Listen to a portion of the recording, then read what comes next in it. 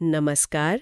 आज हम एक बहुत ही महत्वपूर्ण व्यक्तित्व पर चर्चा करने वाले हैं, डॉक्टर भीमराव अंबेडकर, जिन्हें हम बाबा साहेब भी कहते हैं। हाँ, उनके जीवन, उनके काम और समाज पर उनकी जो छाप रही है उस पर थोड़ी गहरी नजर डालेंगे। हमारे पास कुछ लेख और शोध पत्र हैं और कोशिश रहेगी कि उनकी जो मुख्य उपलब्धियां हैं और उनका जो असर रहा उसे समझें। और शुरुआत शायद यहाँ से करें कि कैसे एक व्यक्ति जिसे बचपन में इतना सामाजिक बहिष्कार झेलना पड़ा, वो आगे चलकर देश के संविधान का क्या कहते हैं मुख्य आर्किटेक्ट बना।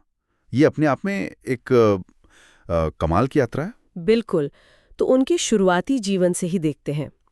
जन्म हुआ 14 अप्रैल 1891 को महू में, या मध्य प्रदेश में है, और वो महार जाति से थे। हाँ, जिसे उस समय के समाज में अछूत माना जाता था। मतलब बहुत सी बुनियादी चीजों से भी उन्हें दूर रखा गया। लेकिन इन सब मुश्किलों के बावजूद उनकी पढ़ाई की कहानी तो कमाल की है। बॉम्बे में स्कूलिंग हुई, फिर वो कोलंबिया यूनिवर्सिटी गए, लंदन स्कूल ऑफ इकोनॉमिक्स यानी LSE गए। और ये भी है कि वो विदेश में अर्थशास्त्र में PhD करने वाले पहले कुछ भारतीयों में से थे। ये बहुत बड़ी बात थी उस वक्त। हाँ, और उनकी जो PhD थीसिस थी, the problem of the rupee, its origin and its solution, वो सिर्फ एक थीसिस नहीं रही। नहीं, बिल्कुल नहीं। ऐसा कहा जाता है कि उसके जो आइडियाज थे मुद्रा को लेकर, स्थिरता को लेकर, उनसे रिजर्व बैंक ऑफ इंडिया मतलब RBI की जो नींव रखी गई उसमें मदद मिली, एक वैचारिक आधार मिला। अच्छा, ये तो बहुत अहम बात है। बिल्कुल। और पढ़ाई के बाद फिर देश बनाने में उनकी भूमिका वो भी बहुत सेंट्रल रही। आजाद भारत के पहले कानून मंत्री बने वो 1947 से 51 तक। हाँ, और उससे पहले भी जो वाइसरॉय की एग्जीक्यूटिव काउंसिल थी, हाँ, मतलब ब्रिटिश इंडिया की कैबिनेट जैसी समझ लीजिए, उसमें वो लेबर मेंबर थे 1942 से 46 तक। लेकिन शायद जो उनकी सबसे स्थायी पहचान है वो संविधान मसौदा समिति के अध्यक्ष के तौर पर है। यकीनन।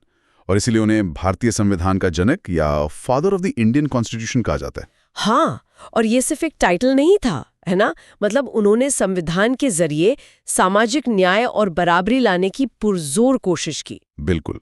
और यही तो उनके जीवन का क्या कहें मूल संघर्ष था। सामाजिक न्याय, अस्पृश्यता को खत्म करना, दलितों के अधिकार, और जो भी सामाजिक आर्थिक रूप से पिछड़े थे उनके हक के लिए वो लड़ते रहे। उनका मानना था कि राजनीतिक आजादी का तब तक कोई मतलब नहीं जब तक सामाजिक बराबरी ना हो। सही बात है। और इसी सोच के चलते उनके जीवन में एक बहुत बड़ा एक निर्णायक मोड़ भी आया। आप धर्म परिवर्तन की बात कर रहे हैं? हाँ, 13 अक्टूबर 1956 को येवड़ा, महाराष्ट्र में उन्होंने सरेआम घोषणा की कि वो हिंदू धर्म छोड़ रहे हैं। उन्हें लगता था कि उस धर्म के अंदर रह के जाति भेद से मुक्ति नहीं मिल सकती। और फिर इसके कुछ समय बाद नागपुर में दीक्षा भूमि पर, हाँ, वहां उन्होंने अपने लाखों फॉलोअर्स के साथ बौद्ध धर्म अपना लिया। ये सिर्फ एक रस्म नहीं थी, बल्कि एक पूरा वैचारिक बदलाव था। बिल्कुल। इसके साथ उन्होंने वो 22 प्रतिज्ञाएं भी दी जो नैतिक व्यवहार, तर्क और जाति भेद को पूरी तरह नकारने पर जोर देती थी। ये बौद्ध धर्म की उनकी अपनी समझ थी, जिसे कभी कभी नवयान भी कहते हैं। मतलब एक नया रास्ता जो सीधे सामाजिक बराबरी की बात करता है।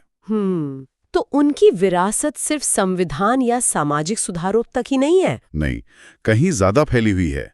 आप देखिए, पब्लिक एडमिनिस्ट्रेशन के सिद्धांत, शिक्षा में सुधार की बातें, महिला सशक्तिकरण, यहाँ तक कि पब्लिक हेल्थ, इन सब पर उनके विचारों का असर दिखता है। और कमाल की बात यह है कि समानता और न्याय पर उनके जो विचार थे वो आज भी उतने ही रेलेवेंट लगते हैं। बिल्कुल।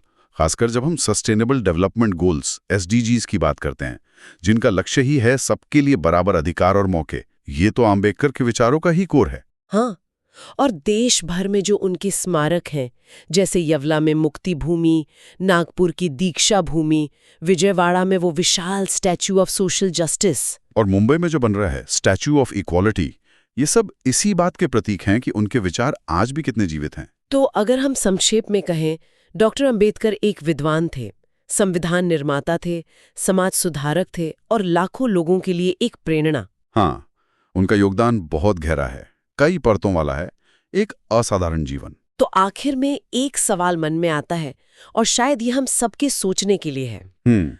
आज के समय में जब हम समावेशी विकास, अवसरों की समानता, इन सब चुनौतियों से जूझ रहे हैं, तब डॉक्टर अंबेडकर ने जो समानता और सामाजिक न्याय के सिद्धांत दिए थे, उन्हें हम असलियत में प्रैक्टिकली कैसे और बेहतर तरीके से लागू कर सकते हैं? ये वाकई एक जरूरी सवाल है, इस पर सोचना तो बनता है।